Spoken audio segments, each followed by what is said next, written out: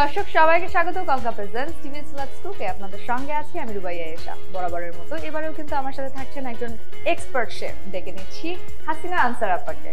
Hello, high, কেমন আছেন? ভালো আছি। আপনি কেমন আছেন? আমি খুবই ভালো আছি। আজকে দর্শকদের উদ্দেশ্যে আমরা কোন রেসিপি করে দেখাচ্ছি? আজকে আমি খুব মজাদার একটি রেসিপি তৈরি করে দেখাবো। আমার রেসিপির নাম হচ্ছে শাহী বিফ কোরমা। ওয়াও, শাহী বিফ কোরমা, মানে ইনগ্রেডিয়েন্টসও তো মনে হচ্ছে একটু শাহী শাহী আছে Yes. ব্যাপারটা। তো তাহলে আপা আর দেরি না করে চলুন দর্শকদেরকে বলে দেই কি কি ইনগ্রেডিয়েন্টস লাগছে। শাহী বিফ কোরমা তৈরি করতে আমাদের মেন উপকরণ হচ্ছে বিফ। তো আমি এখানে আধা কেজি বিফ নিয়েছি এবং পেঁয়াজ বেরেস্তা নিয়েছি, পেঁয়াজ কুচিও নিয়েছি, কিশমিশ, আদা ও রসুন গুঁড়া, আস্ত গরম মশলা নিয়েছি এবং তেজপাতা নিয়েছি এবং জায়ফল গুঁড়া নিয়েছি, ঘি নিয়েছি, গোলমরিচ গুঁড়া, গরম মশলা গুঁড়া, লবণ, আলু বোখারা, টক দই, চিনি এবং লিকুইড দুধ আর গুঁড়া দুধও নিয়েছি এবং নিয়েছি আমি পেস্তা ও বাদাম আর সয়াবিন তেল দিয়ে আমি রান্না করি। বাহ, দারুণ। দর্শক তাহলে চলুন আর দেরি না করে চলে যাই মূল রান্নায়। তাহলে আপা এবার আমরা কিভাবে শুরু করছি? হ্যাঁ, প্রথমে আমরা কনকা প্রেসার কুকারে রান্নাটা করব। জীবনটা আসলে সহজ করার জন্য, মানে সময় বাঁচবে এবং আমরা আরো অনেক কাজ করতে পারবো। আর বিফটা তো আসলে একটু সময় লাগে, তো সেজন্য আমি কনকা প্রেসার কুকারে করব। ফার্স্টে আমি প্রেসার কুকারটা ঢাকনাটা খুলে নিচ্ছি। খুবই ইজি এবং খুব অল্প সময়ে আমাদের রান্নাটা হয়ে যাবে এবং আমি চুলাটা অন করছি। নাকি প্রথমে আমরা তেল দিয়ে নিব? হ্যাঁ হ্যাঁ,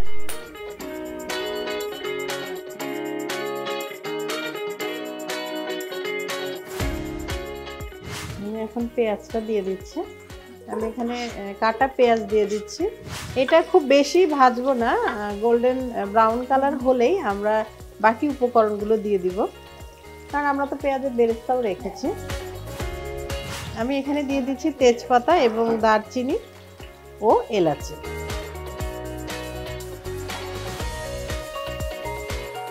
বাকি মশলাগুলো আমরা দিয়ে দিচ্ছি। হ্যাঁ, চলুন তাহলে আমরা বাকি মশলাগুলো দিয়ে দিই। আর দর্শক আপনাদের উদ্দেশ্যে বলে রাখতে চাই, কঙ্কা কিন্তু আমাদের জীবনটাকে অনেক সহজ করে দিয়েছে। কঙ্কার প্রেসার কুকারে কিন্তু আমরা এখন রান্না করছি। কঙ্কা ফ্রিজ আমাদের সাথে প্রতিনিয়ত আমাদেরকে হেল্প করছে, আমাদের প্রত্যেকটা জিনিস রিজার্ভ করতে। প্লাস কঙ্কার যে চুলার মান সেটাও কিন্তু অনেক ভালো। সো সবকিছু মিলিয়ে কিন্তু আমাদের লাইফটা অনেক ইজি হয়ে গেছে কঙ্কার সাথে। So thanks to Kanka. আমি বাকি মশলাগুলো দিয়ে দিচ্ছি।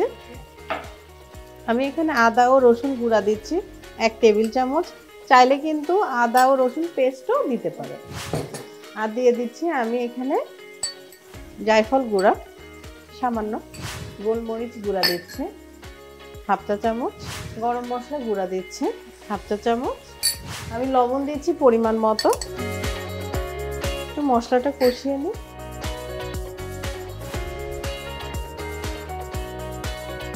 আর দিচ্ছি আমি কাঁচামরিচ কুচি, কারণ আমরা কিন্তু এখানে শুকনো মরিচটা ইউজ করছি না, কাঁচামরিচ দিয়ে কিন্তু আমরা রান্নাটা করব। আমি 2 চায়ের চামচ কাঁচামরিচ কুচি দিলাম, মানে খুবই হেলদি একটি রেসিপি।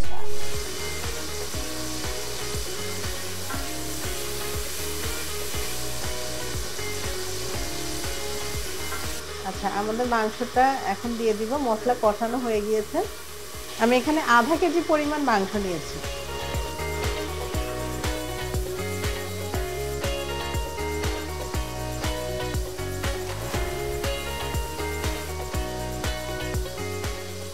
আমাদের মাংসটা কষানো হলে বাকি উপকরণ দিয়ে আমি প্রেসার কুকারে 15 থেকে 20 মিনিট আমি রেখে এটাকে রান্না করব এবং তারপর আমি বাকি উপকরণগুলো আবার দিব।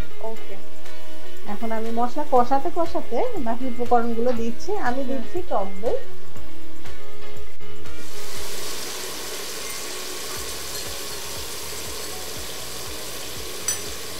আমি চিনি দিয়ে দিচ্ছি। চিনিটা কি এখানে ম্যান্ডেটরি?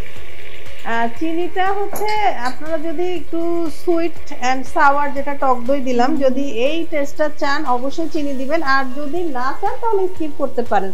তবে এই টক দইয়ের পরিবর্তে কিন্তু মিষ্টি দইও দেওয়া যায়। বাহ।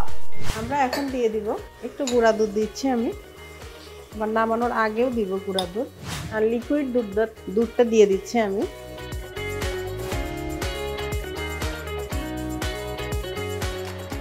দর্শক, উপকরণগুলো কিন্তু অবশ্যই মাথায় রাখবেন যে কোনটার পরে কোনটা, স্টেপ বাই স্টেপ ফলো করলেই কিন্তু আপনারা প্রপার টেস্টটা পাবেন। আচ্ছা, আমার কিন্তু সমস্ত মশলা দেওয়া হয়ে গিয়েছে এবং দেখতে পাচ্ছেন যে এর মধ্যে মাংসের মধ্যে থেকে কিন্তু পানিও বের হয়েছে। তো আমি আরেকটু পানি অ্যাড করে এটা ঢেকে দিব সেদ্ধর জন্য। আমার পানি লাগবে।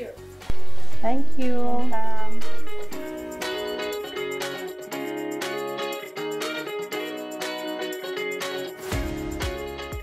এটা বলক হলে আমি ঢাকনাটা দিয়ে দিচ্ছি।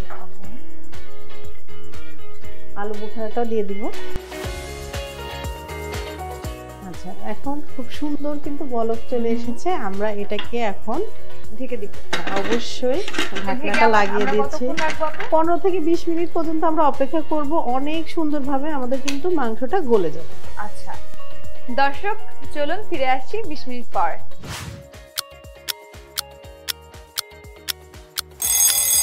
দর্শক, ফিরে এলাম 20 মিনিট পর। এখন আমরা দেখে নেব আমাদের বিফের কি অবস্থা এবং সেই সাথে আপনাদেরকেও জানিয়ে দিচ্ছি।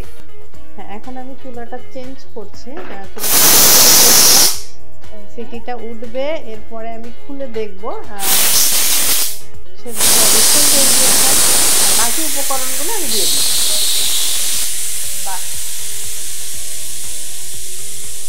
বাসায় আমরা রান্না করলে যে একটা ব্যাপার হয় না, সিটির আওয়াজ আসে, একটু পর পর গিয়ে চেক করে, ওই ব্যাপারটা লাগছে আজকে। মনে হচ্ছে বাসাতেই রান্না করা হচ্ছে, একদম মায়ের হাতে, একদম মায়ের হাতে রান্নার মতো। আসলে কনকার এই প্রোডাক্টগুলো আমাদের লাইফটা কিন্তু ইজি করে দিয়েছে। একদম সহজে আমরা অল্প সময়ের মধ্যে রান্না করতে পারছি, সার্ভ করতে পারছি, পরিবার সুন্দর মতো খেতে পারছে। যে কোনো খাবার খুব সহজেই আমরা সিটি 2-3টা সিটি দিলেই কিন্তু ভাত হয়ে যায়, তাই না? হ্যাঁ। এছাড়া অন্যান্য সবজি বা যে কোনো কিছু মিনিমাম 4 থেকে 5টা সিটি দিলেই হয়ে যায়। আচ্ছা, আমি অন্য একটি বাসনে বেড়ে নিচ্ছি। হ্যাঁ, তারপর বাকি উপকরণগুলো। ওকে দর্শক, এতক্ষণে কিন্তু আমরা রান্না করছিলাম কঙ্কার প্রেসার কুকারে। সো এখন আমরা এটা জাস্ট চেঞ্জ করে একটা প্যানে নিয়ে নিয়েছি। তো এখন কিন্তু আপা বাকিটা আপনাদেরকেই বলে দিবেন। হ্যাঁ, আমি বাকি উপকরণ দেওয়ার জন্য আসলে প্যানে নিয়েছি, কারণ যেটা প্রেসার কুকার ছিল এটা একদম ভেতরে ছিল, দেখা যাচ্ছিল না। তো এখন আমি বাকি উপকরণ দিয়ে দিচ্ছি। আমি আরেকটু গুঁড়া দুধ দিচ্ছি, আর একটু ঘি। এটা না দিলে তো চলবেই না। পেস্তা এবং বাদাম কুচি, আর দিয়ে দিচ্ছি কিশমিশ। এখানে কিন্তু আমরা যে লিকুইড মিল্কটা ইউজ করেছি সেটা কিন্তু কোকোনাট মিল্ক ছিল। নাইস, তার মানে হচ্ছে যাদের কাউ মিল্কে অ্যালার্জি আছে তারা কিন্তু কোকোনাট মিল্ক ইউজ করতে পারেন। So it's your choice. কেউ কি চাইলে আমন্ড মিল্ক ইউজ করতে পারে? হ্যাঁ, পারবে, তবে কোকোনাট মিল্কটা দেওয়াটাই আর কি বেটার, টেস্টি হয়, মানে অথেন্টিক এভাবেই করে আর কি। হ্যাঁ। আর আমি দিয়ে দিচ্ছি পেঁয়াজ বেরেস্তা।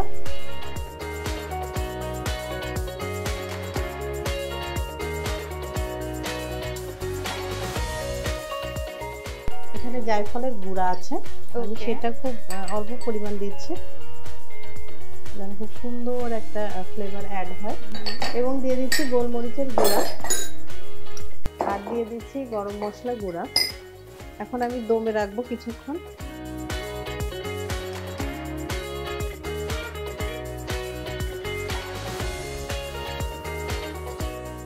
কয় মিনিট দমে থাকবে আপা? এই 3 থেকে 4 মিনিট আমরা দমে রাখবো। তো দর্শক, এরই মাঝে আমি আপনাদের সাথে একটা কথা শেয়ার করতে চাই। আমরা কিন্তু প্রতিনিয়তই রান্না করছি গরু, মুরগি, মাছ, এছাড়াও বিভিন্ন রকম খাবার আমাদের উচ্ছিষ্ট হিসেবে বা অবশিষ্ট হিসেবে থেকে যাচ্ছে। এই অবশিষ্ট খাবার কিন্তু আমরা প্যাকেট করে ডাস্টবিনে ফেলে দিচ্ছি বা নর্মালি ফেলে দিচ্ছি। এর যে উপকারিতা আমাদের পশু পাখি বা আশেপাশের যেসব জীবজন্তু এর অধিকার রাখে এই খাবারের উপরে, তারা কিন্তু পর্যাপ্ত পরিমাণে সেটা পাচ্ছে না। আমরা যদি একটু চেষ্টা করি সেই খাবারগুলো কিন্তু আমরা তাদের পর্যন্ত পৌঁছে দিতে পারি। আপনি আমি চাইলেই এটা সম্ভব। আমরা চেষ্টা করি আমাদের আশেপাশে যে অনাহারী পশু পাখিগুলো আছে তাদের যেন আমরা একটু আমাদের অবশিষ্ট খাবার দিয়ে সাহায্য করতে পারি। আর আপা, আমাদের রান্নাও কিন্তু অলরেডি এর মাঝখানে শেষ হয়ে গেছে এবং দমে দেওয়াটাও কমপ্লিট। এখন আমাদের সার্ভিং এর পালা।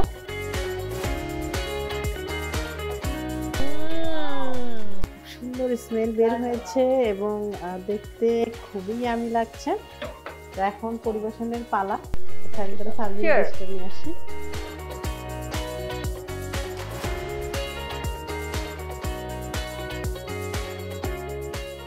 আমি হচ্ছে গার্নিশ করব। আমি দিয়ে দিচ্ছি পেঁয়াজ বেরেস্তা, যেটা না দিলেই না, এবং কিশমিশ দিয়ে দিচ্ছি এবং বাদাম দিয়ে দিচ্ছি, আর দিয়ে দিচ্ছি সবার প্রিয় পিস্তা। তো তৈরি হয়ে গেল আমাদের মজাদার শাহী বিফ কোরমা আপনার জন্য। Thank you so much. Welcome. আপনি প্রতিনিয়তই যে দারুণ দারুণ রেসিপি আমাদের সাথে শেয়ার করছেন, এর জন্য আমি আসলে আপনার কাছে অনেক কৃতজ্ঞ, কারণ এত দারুণ দারুণ ভাবে উপস্থাপন করছেন যেন আমি আমার ফ্যামিলির মেম্বারদের সাথেও এটা শেয়ার করতে পারি, এবং আমাদের দর্শক যারা আছেন তারা সবাই কিন্তু আপনার রান্না এবং আপনার খুব প্রশংসা করেন। তো আমরা চাই আপনি পরবর্তীতেও আমাদেরকে সুন্দর সুন্দর রেসিপি উপহার দেন এবং এভাবেই আমাদের খেয়াল রাখেন। Thank you so much. আপনি আমাকে ইনভাইট করেছেন, এই জন্য অসংখ্য ধন্যবাদ। এবং দর্শক, আপনারা যারা আমার এই মজার রেসিপিটি দেখলেন, বাসায় অবশ্যই ট্রাই করবেন। আশা রাখি রেসিপিটি দারুণ যাবে। থ্যাংক ইউ সো মাচ আপা। Thank you. দর্শক, এই ছিল কঙ্কা প্রেজেন্টস টিভিএস লেটস কুকের আমাদের আজকের আয়োজনে। দেখা হবে নতুন কোনো পর্বে নতুন কোনো রেসিপি নিয়ে। সেই পর্যন্ত ভালো থাকুন, সুস্থ থাকুন, টিভিএস এর সঙ্গেই থাকুন। আর হ্যাঁ, আমাদের প্রোগ্রাম ভালো লেগে থাকলে লাইক করবেন, কমেন্ট করবেন, শেয়ার করবেন। আল্লাহ হাফেজ।